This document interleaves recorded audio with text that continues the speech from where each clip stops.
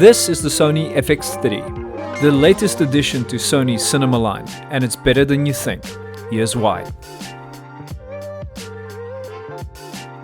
The main criticism I've come across about this camera is that the sensor size is not full frame but rather APS-C.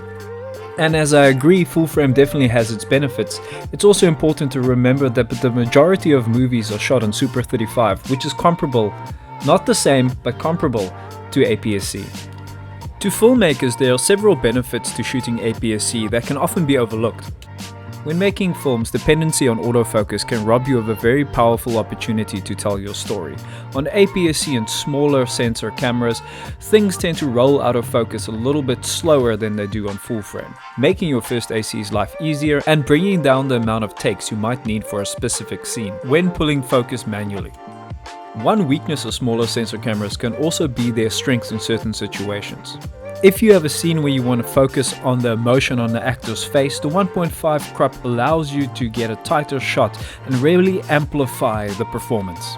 Another benefit is lens choice. Not only do you have all the E-mount lenses to choose from, but if you get a PL converter, you also have access to a whole world of Super 35mm lenses used throughout the history of cinema, giving you the opportunity to achieve a look that's not possible with modern lens manufacturing.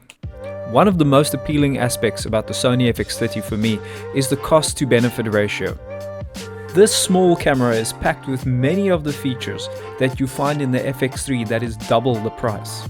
In my opinion, one of the things that has the biggest impact in creating a cinematic image when it comes from a hardware perspective is bit depth.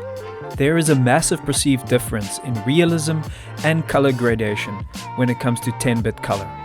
When you move away from 8-bit to 10-bit, you're also moving away from your limitations of millions of colors to now 1 billion colors, opening up a whole new world of flexibility in post-production. The FX30 allows you to shoot 10-bit 422 internally, and amazingly it allows you to record 16-bit externally raw when using an external recorder. This can only be done in log mode, but personally I think that is anyway the better way to go. For me, this is what makes this camera such an appealing option for small budget filmmakers. The FX30 is an exciting proposition and opens up the world of cinematography to so many more people. What do you think about this new camera?